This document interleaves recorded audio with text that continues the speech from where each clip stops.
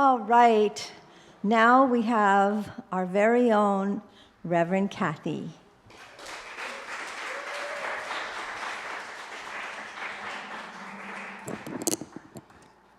Hi, everybody. Good to see you. A couple of weeks ago on Easter Sunday when I spoke, I went all biblical on you. And today I'm going to go all personal on you. All right. So we continue this week with our monthly theme of stepping into the unknown. Talk about stepping into the unknown. Last Sunday I was home recuperating from the side effects of my second vaccine while watching our service on YouTube. Now, despite all that science that backs the efficacy of the vaccine, choosing to take the vaccine involves stepping into the unknown. For me, it was stepping out in faith that I was making the right decision, not just for my own safety, but hopefully for the safety of others. And I had read about the likelihood of experiencing a reaction to the Moderna vaccine after the second shot. But I went for 12 hours that day and I felt just fine and dandy. But after I went to bed at 10 o'clock, I woke up at midnight, and as Gomer Powell would say, surprise, surprise. I awoke with a myriad amount of very unpleasant symptoms assaulting my body. And I won't bore you with the details because God knows I've bored enough people with the details, and they're all sitting in this room. But it only took one day of feeling down and out to make me become absolutely astounded at myself and how wussy I can become when I don't feel well. Where was that mom I needed to bring me chicken soup and cold ginger ale over cracked ice? Okay, so suffice it to say I was in no condition to show up at the garage sale on Saturday or to come to church on Sunday. So I stayed home, and on Sunday I was feeling kind of puny and pretty pitiful. I turned on the service and I said, I'm going to pay careful attention to this message. You remember Rev Bev's message? It was powerful. You might remember that part where she encouraged us to leave the shore and to step into the river of the unknown.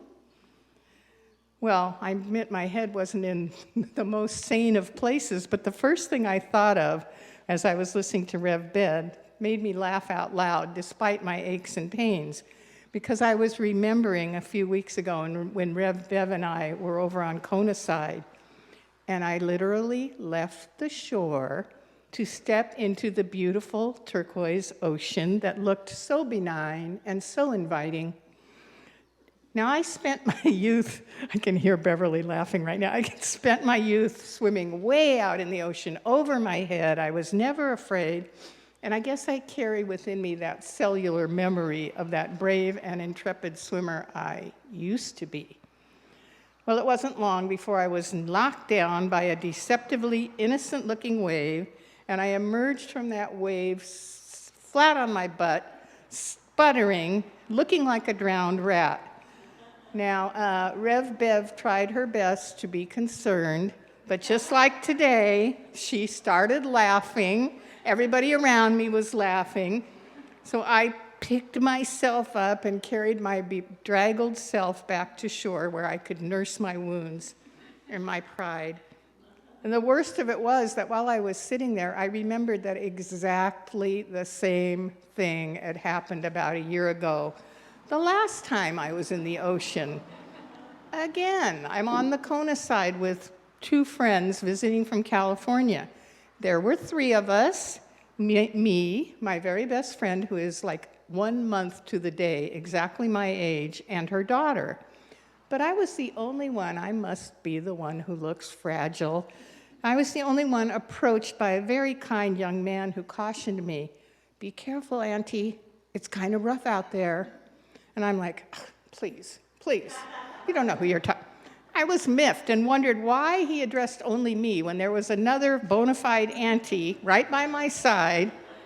I brushed off his warning and, of course, soon found myself in the same unenviable position of being on my butt, pummeled by waves, and gratefully grasping for the hand of that very same young man.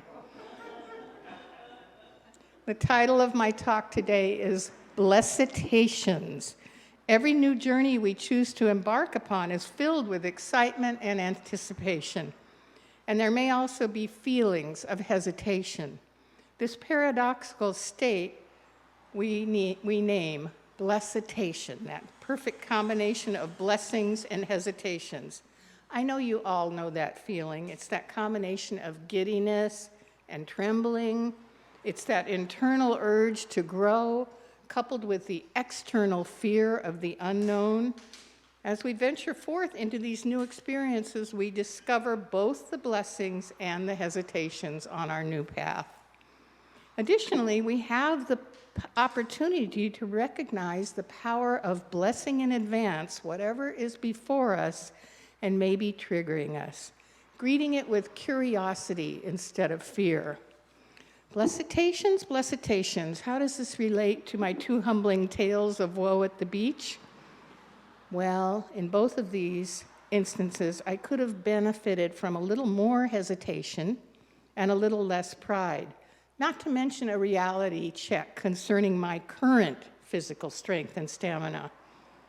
Will this keep me out of the ocean for good? No. I would hate to think that. Will I make sure I'm carrying my trusty noodle with me to hang on to? And will I make sure that I listen to the young man saying, "Be careful out there, Auntie"? Yeah, I will. Adapting and accepting what is always a good idea, don't you think?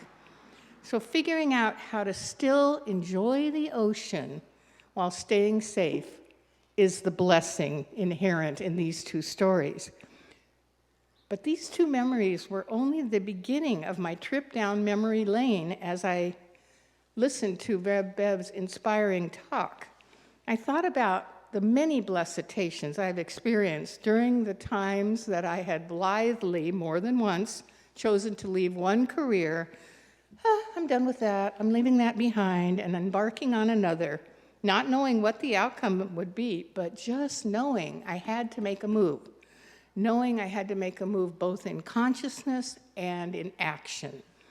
And you know, looking back, each move was pretty scary, but each one turned out absolutely perfectly, leading me down new avenues and into new adventures, adventures that would keep my passions ignited and keep life interesting.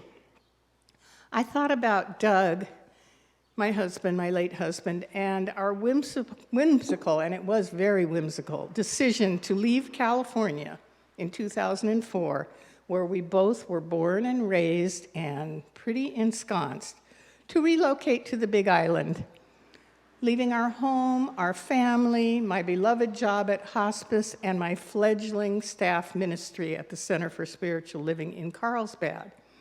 We were stepping into the unknown, for sure, even though I had been graciously invited by Reverend Tagg, who used to be our senior minister. I was graciously invited by him to step into this beautiful community as assistant minister. But you know, lucky for me, I was captivated by the people I met, as well as by Reverend Tagg's kindness, and I willingly stepped into the unknown without doing much research, well, really, without doing any research at all about the state of the center, the finances, and the many overwhelming needs that would soon unfold. So Reverend Tagg was like me in the ocean, reaching out that hand for somebody to grasp, and I can fully relate to that. So truthfully, had I taken a bit more time to find out what I was stepping into, I probably would have run off screaming and told Doug, "We're not going to Hawaii, we're staying here. We're going to be safe and secure in our Southern California surroundings." But I didn't, and we came, and I stepped into the unknown. I was here, and here I've stayed, thanks to an abiding faith that always surfaces. It gets submerged, my faith, it does. It gets submerged by doubt and fear sometimes, but it always surfaces and it always pulls me through, time and time again. This is a faith that has overcome the sadness and the fear characterized by many of my hesitations as radical changes and challenges confronted both me personally and our community. Stepping into the unknown. The death of my husband and also my beloved teacher of ministry, both in 2014, followed shortly by the death of my sister, very close to my sister, in 2015. Oh yes, that was accompanied also by the literal death of my knee bone, for real. My knee bone I was like, oh great, now my knee bone's committing suicide. That's fabulous. Necessitating a full knee replacement. Stepping into the unknown and assuming the role of senior pastor after Reverend Tagg's tragic and sudden diagnosis and death in 2016. Coming to the realization that my health would no longer allow me to do 2 jobs. I just couldn't keep up. So of course I left the one that paid me well, my cherished job at hospice, stepping into the unknown once again. And again, this was a lot of financial unknowns for me. Okay, what's going to happen? What's going to happen if I leave this job?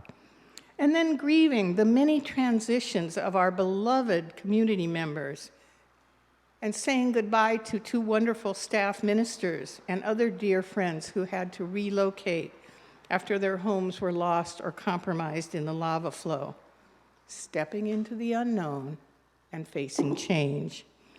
Yeah, Rev Bev's talk led me last Sunday to a process of life review that was deep and meaningful for me and revealed the history of amazing gifts that have shown up during this evolutionary process of stepping into the unknown. Now, I admit that stepping into the unknown was undertaken with much more willingness during my younger years. Okay, we all know, we all remember that. Ha ha, I'm invincible, I can do, okay. This has sort of turned as I age into more and more unwillingness. I am now typecast as an auntie, older and well-seasoned, bruised, but still standing, okay, I'm still here. It was, though, when I began to acknowledge how tired I had become, physically, mentally, spiritually, emotionally, from so much stepping into the unknown, that I began to pray for help in my ministry. I began to pray for those cups of lemonade to start flowing. And I asked others, I asked our board members to pray as well. And I knew that although I was doing the best that I could, I was not giving the center all that it deserved in terms of energy and innovation. I was dragging, I was lagging, and I was running on fumes. Now on paper, there was no way in hell, if there was a hell, that we could afford to bring in another minister. But you know what? We don't live in the law of facts and figures. We live in the law of mind with a capital M, that creative intelligence that makes all things possible. Dr. Holmes wrote this in the Science of Mind text. He said, "The one encompasses and flows through all, spilling itself into numberless forms and personalities." And prayer is so powerful. We know, those of us that have been in this teaching a long time know that Spirit always says yes to our clear conviction. We may not know how it's going to look, but we know there's a yes in there somewhere. So gears began to shift, wheels began to spin, and bless-itations were on the way. And as I had said before, our own Reverend Mark, who will be visiting and speaking for us next month, he absolutely. I know, we're all excited about that. He is the one that served as the catalyst that led Rev Bev's timely decision to come. I swear I heard the Mighty Mouth anthem heralding her arrival.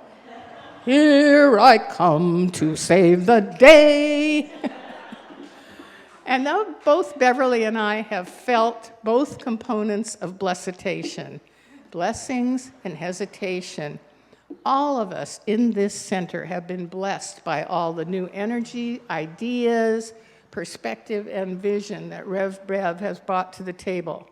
So I want to thank all of you for welcoming her, supporting her, entertaining her, and making her feel loved and valued. You know, I'm always dating myself by my references. I did it when I mentioned Gomer Pyle. I'm going to wait till Adam's done because he's throwing me off. Adam's throwing me off. Okay, he's done. All right, my references. I did it when I mentioned Gomer Pyle. I did it when I mentioned Mighty Mouse. And I'm going to do it again by sharing one of my favorite movie lines. I've shared this before with you guys. I know it, but it's one of my favorites. Delivered by Betty Davis, as only Betty Davis can, in the movie, I think it came out in 1950. The movie was called All About Eve. This is her line. Fasten your seat belts. It's going to be a bumpy ride. But you know what? For the first time in a long time, I feel I can unfasten my seatbelt and see a smooth ride ahead. The light shining brightly, not just at the end of the tunnel, but throughout the tunnel, we're all traveling together, and I am more than grateful for this. There are so many ways that Rev Bev has contributed to the greater good of our center. In the mere 2.5 months she's been here, I know all of us have been enriched by her Sunday messages, just like I was last Sunday sitting at home. And those of you who were students in her 5-week class got to experience a wonderful teaching experience. She's presented 2 beautiful and special Wednesday night services. She serves on the Leadership Council. She's enhanced the structure of our Sunday services. And in addition, she serves in many capacities that are unseen by our members, but essential to the ongoing health and expansion of our center. Let me heighten one true bless-itation that may not seem all that impressive to you, but truly made me see how invaluable she has become in such a short time. A few months ago, Bev was attending our Zoom Leadership Council meeting from her home in Phoenix when Susan Hicks, the woman of unbounding energy, Susan suggested that we schedule a yard sale in the near future. If you could have seen our faces on Zoom, all the board members are like, oh God, no, please don't make us do that, oh my God. Which showed me that I was not the only one who was feeling tired and running on empty, but Mighty Mouse herself stepped up to the plate before she had even arrived here and said, I'll help you, Susan. I'll work with you. And Sandy also volunteered, and a date was set. Needless to say, they organized it impeccably, mobilized and nurtured many dedicated volunteers, and we made more than $2,000, which is more than we've ever made on a yard sale, ever. Yeah. And you know what is personal? I told you I'm getting all personal on you. It was wonderful for me to be able to stay home and take care of myself and know that everything was handled. Feeling not needed never felt so good before in my life. And what a gift it was to know that I could also take off on Sunday and know that all was well. Do you know how long it's been since I took a Sunday off? Now, mind you, this is nobody's fault but my own. But the last time I took off, you're not going to believe this, was in November of 2019 when I was home recuperating from yet another fall. Oh, God, it's true. I don't just fall in the ocean. Up until now, I'm saying up until now, I'm done with the falling. But we were on a forest bathing excursion, some of our community going to a beautiful rainforest to forest bathe. But one of us fell down. But I want you people to have hope new people out there. Before COVID, we did actually have excursions and events. They're coming back. So now I'm reminding myself that I don't have to be sick and I don't have to be incurring fractured bones to take a Sunday off from time to time. This is a blessing that comes with no hesitation. Yep. And needless to say, it is my intention that Rev Bev continues her love affair with this community, both for the selfish reason that I need to step back from some of the responsibilities I've been shouldering, and also for the selfless reason that this center deserves new energy and new vision. So I'm knowing, yes, I'm knowing that all of us will continue to support Rev Bev in all the ways that will keep her in love with us. And I do mean all, underlined, the ways. Okay, that's my not so subtle way of asking for your continued financial support. Those of you who have known me for a long time know that asking for money is not my favorite thing to do, nor do I do it particularly well. I'm great at giving, I'm great at thanking those who give, but I'm not so great at asking. So I'm stepping into the unknown a little bit here, and there are many of you who keep our center financially stable through your steadfast and generous gifts and tithes, and we're all so grateful for that. And I know that everyone, no matter what amount given, gives with love and dedication to the center. Everybody's cup is filled with lemonade, no matter if it's a half cup, a quarter cup, it's all given with such love and such dedication, and it's all good. And at the same time, I am inviting everyone to reflect on what you receive from us being here, our Center for Spiritual Living being here in existence in our community. And then let the answers guide your continued giving. This is another example of Bless-itation, because some of you, I know I have shared this, I have felt hesitation that might arise from old beliefs about scarcity. Thank goodness this teaching helped me to leave that mostly behind.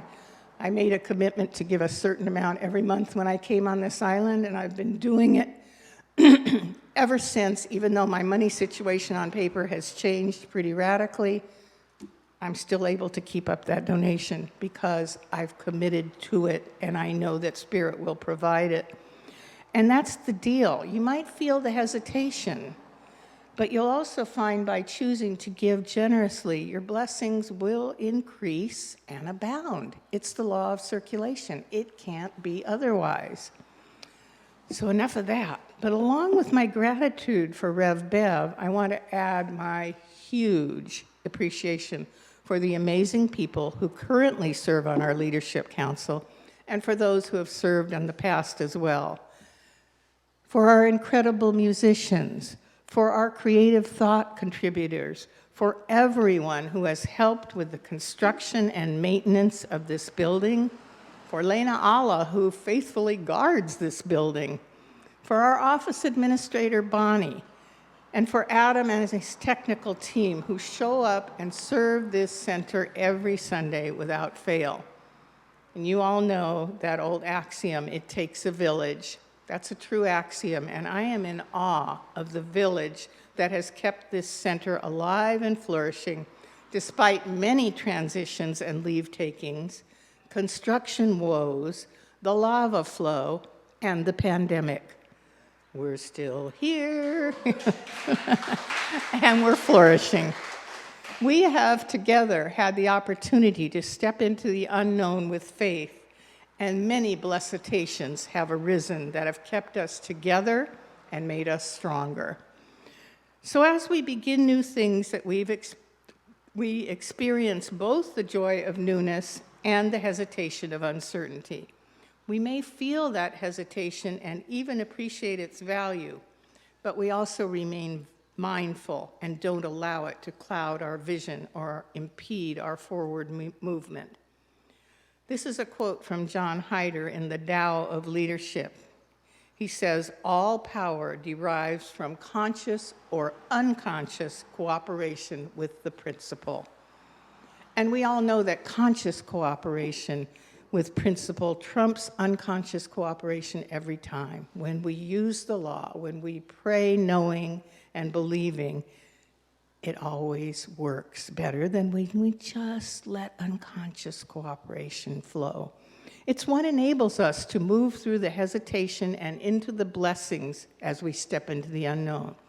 It is what enables us to believe in the unfolding of that which we cannot yet see. So there's this story about the composer Rossini, who put his heart and soul into composing the opera The Barber of Seville. The night came for the debut, and the performance was a total critical fiasco. All the critics said it was the worst performance they'd ever seen, and the lead singers, of course, were devastated. They looked for Rossini to try and get some comfort from him, but they couldn't find him. So they decided he must have felt really terrible. He must have slunk off and hidden away. But finally, someone checked at home and found the maestro sound asleep. They said, Maestro, are you all right? And he replied, well, I was having a nice sleep before you woke me up. But the opera is a fiasco. What are we to do? Rossini answered, evidently, the barber is not good enough now, so I'm going to take some time, allow inspiration to come to me, and then I will compose something better. And you know the end of the story. The opera later met with grand acclaim due to Rossini's faith in his ability to create something beautiful and lasting, and due also to his willingness to move past hesitation and reach the blessing that he knew was coming. When we turn up our spiritual amplitude and allow our faith to tune into a higher frequency, our consciousness is lifted into possibility and divine solutions appear. And there are no bounds to our imagination. There are no limits in spirit. The spark of a grand vision begins within. The action we take is fueled from divine source, and we will see it when we believe it. Ernest Holmes said, when we use our creative imagination in pure faith, it will create for us out of the one substance whatever we have conceived and believed. In this way, we become co-creators with God. And what a beautiful promise as we forge the pathway from hesitation to the blessings that come by means of our belief each time we step into the unknown. And so it is. Thank you.